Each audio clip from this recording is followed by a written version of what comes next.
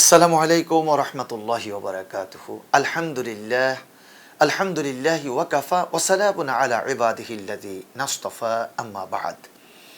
পৃথিবীর যে প্রান্ত থেকেই যারা দেখছেন, প্রিয় ভাই বোন এবং বন্ধুগণ, আপনাদেরকে নয়া দিগন্ত আয়োজিত তাফসীরুল কোরআন অনুষ্ঠানে স্বাগত জানাচ্ছি। আমি মোহাম্মদ নাসিরউদ্দিন হেলালি। আসুন, আজকে যেই দুটো আয়াতে কারিমার উপর আমরা তাফসীর করব, শুরুতেই সেই দুটো আয়াতে কারিমার তেলাওয়াত এবং সরল অনুবাদ আমরা জেনে নেই। আউযু বিল্লাহি মিনাশ শাইতানির রাজীম। বিসমিল্লাহির রহমানির রহিম। ومن يعتصم بالله فقد هدي إلى صراط مستقيم. يا أيها الذين آمنوا اتقوا الله حق تقاته ولا تموتن إلا وأنتم مسلمون. صدق الله العظيم. বিতাড়িত শয়তানের ওয়াসওয়াসা থেকে মহান আল্লাহর কাছে পানাহা চাই। পরম করুণাময় দয়ালু মেহেরবান আল্লাহর নামে শুরু করছি। যারা আল্লাহ পাক রব্বুল আলামিনের উদ্দেশ্যে ঐক্যবদ্ধ হয়, তারাই হেদায়েত লাভ করে আর তারা সরল সঠিক পথে পরিচালিত হয়। হে ঈমানদাররা, তোমরা আল্লাহকে ভয় করার মতো ভয় করো, আর তোমরা কেউ মুসলিম না হয়ে মৃত্যুবরণ করো না। মহান আল্লাহ সত্যই বলেছেন। প্রিয় দর্শক, আমরা পবিত্র কোরআনুল কারীমের দ্বিতীয় বৃহত্তম সূরা, তৃতীয় নাম্বার সূরা, সূরা আলে ইমরানের 101 নাম্বার এবং 102 নাম্বার আয়াতে কারিমার তেলাওয়াত শুনলাম এবং সরল অনুবাদ আমরা শুনেছি। এবার আসুন, এই দুটো আয়াতে কারিমা রব্বুল আলামিন আমাদের জন্য কি নির্দেশনা রেখেছেন আমরা তা জেনে নিচ্ছি। ওয়ামান ইয়াতাসিম বিল্লাহ ফাকাদ হুদিয়া ইলা সিরাতিম মুস্তাকিম। যারা আল্লাহ পাক রব্বুল আলামিনের উদ্দেশ্যে ঐক্যবদ্ধ হবে, এর মধ্যে অন্য কোনো স্বার্থ নেই, শুধু উদ্দেশ্য রব্বুল আলামিনকে পাওয়া। মান আহাব্বা লিল্লাহ ওয়া আবগাদা লিল্লাহ ওয়া আ'তা লিল্লাহ ওয়া মানাআ লিল্লাহ ফাকাদ ইসতাকমালাল ঈমান। রাসূল সাল্লাল্লাহু আলাইহি ওয়াসাল্লাম বললেন, ভালোবাসলো তো আল্লাহর জন্য ভালোবাসলো, শত্রুতা পোষণ করলো তো আল্লাহর জন্যই শত্রুতা পোষণ করলো, কাউকে দান করলো রবের উদ্দেশ্যে, দান করা থেকে বিরত রইল তাও রবের উদ্দেশ্যে, আল্লাহ পাক রব্বুল আলামিনের উদ্দেশ্যেই দান করা থেকে বিরত থাকলো। রাসূল সাল্লাল্লাহু আলাইহি ওয়াসাল্লাম জানিয়ে দিলেন সে তার ঈমানকে পরিপূর্ণ করলো। আমাদের ঈমানের পূর্ণতার জন্য, আমাদের দুনিয়া আখিরাতের নাজাত এবং শান্তির জন্য আমাদের মুসলমানদেরকে ঐক্যবদ্ধ হতে হবে। ওমান ইয়াতাসিম বিল্লাহ, যারা আল্লাহ পাক রব্বুল আলামিনের সন্তুষ্টির জন্য তার উদ্দেশ্যে ঐক্যবদ্ধ হবে, সেই ব্যক্তি অবশ্যই হেদায়েতের পথ পাবে, সিরাতুল মুস্তাকিম, সরল সঠিক পথ সে পাবে। আমরা কোরআনুল কারীমের সূরা ফাতিহায় প্রত্যেক ওয়াক্ত নামাজে আমরা আল্লাহর কাছে দোয়া করি, ইহদিনাস সিরাতাল মুস্তাকিম, আল্লাহ আপনি আমাদেরকে সরল সঠিক পথ দেখান। এখন রব্বুল আলামিনের দেখানো সরল সঠিক পথ যদি আমরা পেতে চাই, তাহলে আমাদেরকে দ্বীনের উপর, ইসলামের উপর, কোরআনুল কারীমকে সামনে রেখে গোটা মুসলিম উম্মাহকে ঐক্যবদ্ধ হতে হবে। আপনারা দেখুন, মৌমাছি মৌচাক তৈরি করে, এককভাবে একটি মৌমাছির পক্ষে মৌচাক তৈরি করা সম্ভব নয়, সম্মিলিত প্রয়াসে তারা একটা মৌচাক তৈরি করে। আপনি ধরেন চট্টগ্রাম থেকে ঢাকায় আসবেন, যেই সড়ক পথে আপনি আসবেন সেই সড়ক পথে এখানে ইট বিছানো হয়েছে, কংক্রিট ফেলা হয়েছে, এরপর অনেকগুলো পাথরের গুঁড়া ভাজি করে এরপরে এটা ফিস দিয়ে ঢালাই করা হয়েছে।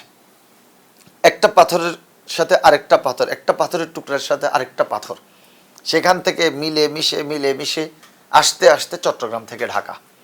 দেখুন, তাহলে একটা রাস্তা তৈরি করতে হলেও সেখানে পাথরের ঐক্যবদ্ধ হওয়া প্রয়োজনীয়তা দেখা দিয়েছে। আমরা যদি জান্নাতে যেতে চাই, জান্নাতের পথে চলতে চাই, তাহলে আমাদের মুসলিম উম্মাকেও ঐক্যবদ্ধ হতে হবে। আল্লাহ পাক তো কোরআনুল কারীমের আরেক আয়াতে বলে দিয়েছেন, ওয়াতাসিমু বিহাবলিল্লাহি জামিআন ওয়া লা তাফাররাকু, তোমরা ঐক্যবদ্ধভাবে আল্লাহর যে কোরআনুল কারীমকে ধারণ করো, তোমরা পরস্পর বিচ্ছিন্ন হইও না। আজকের আলোচনায়, আজকের তাফসিরে আমাদের প্রথম আয়াত, যেটা সূরা আলে ইমরানের 101 নম্বর আয়াতে কারিমা, সূরা আলে ইমরান 101 নম্বর আয়াতে কারিমা রব্বুল আলামিন খুব গুরুত্ব দিয়েছেন। হেদায়েত যদি পেতে চাই, সরল সঠিক পথ সিরাতুল মুস্তাকিম যদি আমরা পেতে চাই, তাহলে আমাদের অবশ্যই মুসলিম উম্মাহকে ঐক্যবদ্ধ হতে হবে। মুসলিম উম্মাহ ঐক্যবদ্ধ, বাতিল ভয় পাবে।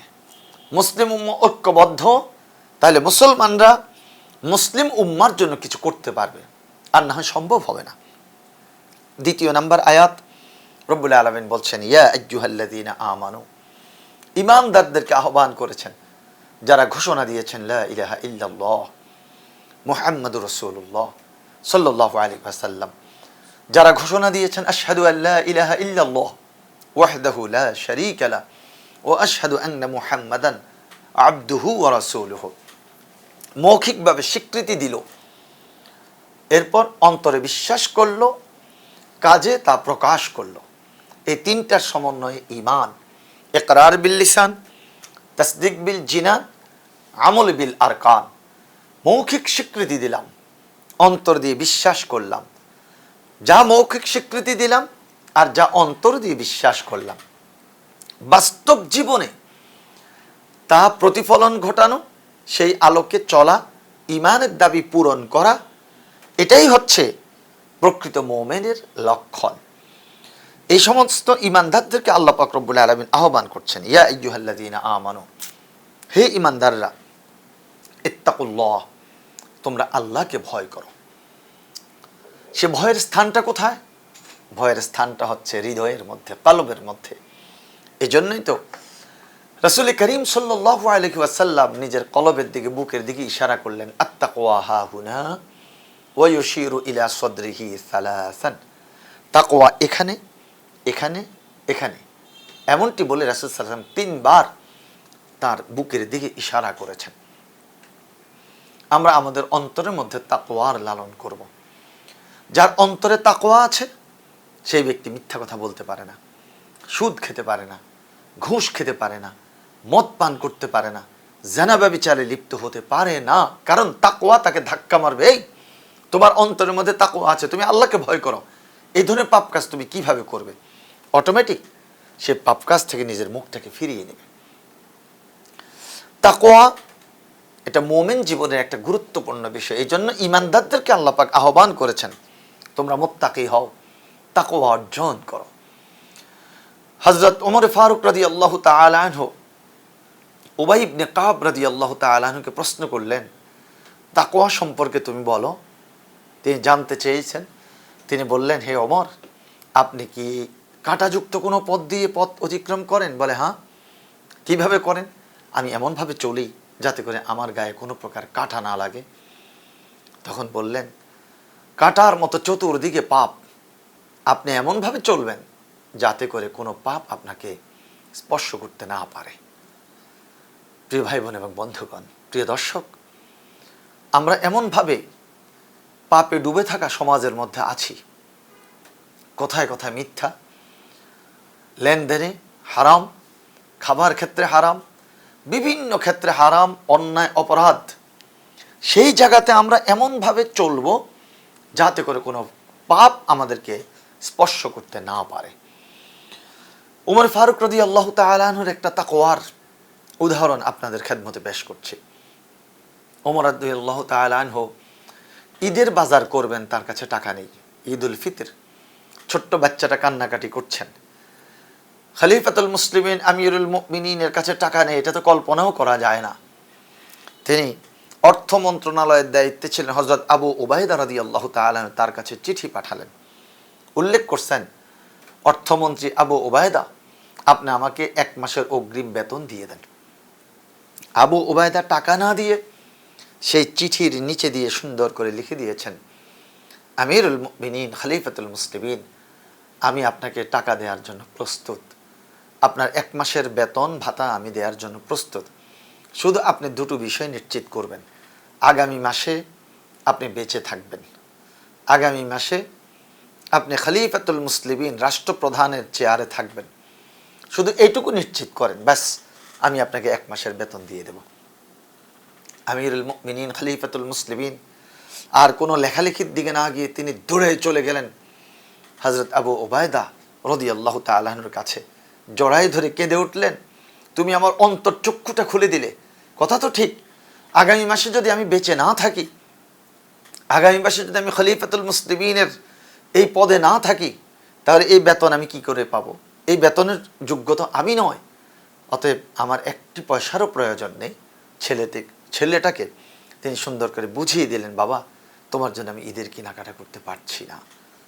আজকে আমরা ওমর রাদিয়াল্লাহু তাআলা আনহুকে কয়জনে অনুসরণ করতে পারছি? প্রিয় দর্শক, আসুন আমরা প্রকৃত মুত্তাকি হওয়ার জন্য চেষ্টা করি। হাক্কাত তুকাতিহি, ভয় করার মতো ভয় করো। ওয়ালা তামুতুন্না ইল্লা ওয়া আনতুম মুসলিমুন, তোমরা মুসলমান না হয়ে কেউ মৃত্যুবরণ করো না। এখন মুসলমান ফার্সিতে ব্যবহার হয়, মুসলিম আরবিতে, আবার মুসলমান আমরা বাংলায়ও ব্যবহার করি, অতএব এটা নিয়ে কোনো বিতর্কের কোনো সুযোগ নেই। তো মুসলিম শব্দটা এসেছে সিলমুন থেকে, আনুগত্য করা, মাথা পেতে নেয়া, আত্মসমর্পণ করা। সেই তো প্রকৃত মুসলিম, যে আল্লাহ পাক রব্বুল আলামিনের প্রতিটা হুকুম আহকামকে মেনে নিচ্ছে। যেমন ইব্রাহিম আলাইহিস সালামকে আল্লাহ পাক বলছেন, ইদ ক্বালা লাহু রাব্বুহু আসলিম, যখনই আল্লাহ পাক ইব্রাহিমকে বলছেন আসলিম, ক্বালা আসলামতু লিরাব্বিল আলামিন, আমার ভালো হবে মন্দ হবে, আমার পরিবারের কি লাভ হবে ক্ষতি হবে, কোনো কিছু চিন্তা করেননি। আল্লাহ বলছেন আত্মসমর্পণ করো, আসলিম, সারেন্ডার করো। তিনি বলে দিয়েছেন আসলামতু লিরাব্বিল আলামিন। স্বপ্ন দেখেছেন প্রিয় পুত্রকে জবাই করছে, ইন্নী আরা ফিল মানাম আন্নী আযবাহুকা ফানজুর মাযা তারা, ক্বালা ইয়া আবাতি ফাআল মা তু'মার সাতাজিদুনি ইনশাআল্লাহু মিনাস সাবিরিন। যেমন বাবা তেমনই সন্তান ছেলে। প্রিয় দর্শক, স্বপ্ন নবীদের এটা ওয়াহি, তিনি ওয়াহি প্রাপ্ত হলেন, নির্দেশিত হলেন ছেলেকে জবাই করতে হবে। ছেলের মতামতটা জানতে চেয়েছেন, ছেলে মত দেখ আর না দেখ, কিন্তু জবাই তো করবেনই। তাহলে মতামত চাইলেন কেন? মতামত চেয়েছেন, তিনি বলছিলেন রব্বি হাবলি মিনাস সালিহিন, আল্লাহ পাক বলছেন ফাবাশশারনাহু বিগুলামিন হালিম, আমি তোমাকে বিনয়ী একটা পুত্র সন্তানের সুসংবাদ দিচ্ছি। পরীক্ষা করছেন ছেলেটা বিনয়ী কিনা। সুবহানাল্লাহ। আসুন আমরা প্রতিটি ক্ষেত্রে আল্লাহ পাকের হুকুম আহকাম মেনে চলবো, রব্বুল আলামিনের হুকুমের কাছে আমরা আত্মসমর্পণ করব। রব্বুল আলামিনের হুকুমের বিপরীত কোনো কিছু আছে সেই দিকে আমরা যাব না, রব্বুল আলামিনের হুকুমের মধ্যে আমরা থাকব, এতেই রয়েছে আমাদের কল্যাণ। আসুন আজকের আলোচনা থেকে আমরা শিক্ষা নেব, আমরা মুসলিম উম্মাহ কোরআনকে সামনে রেখে আমরা দ্বীনের উপর, ইসলামের উপর অটল থাকব, ঐক্যবদ্ধ থাকব। এরপর আমরা তাকওয়া অর্জন করব, মুত্তাকি হব। আর অবশ্যই কখন কার মৃত্যু হয়ে যায় আমরা জানি না, সর্বদাই আমরা সর্বদাই আমরা খাঁটি মুসলিম থাকার জন্য চেষ্টা করব ইনশাআল্লাহ। রব্বুল আলামিন কবুল করুন, আমিন। পরবর্তী পর্ব দেখার আমন্ত্রণ জানিয়ে শেষ করছি। আসসালামু আলাইকুম ওয়া রাহমাতুল্লাহি ওয়া বারাকাতুহু।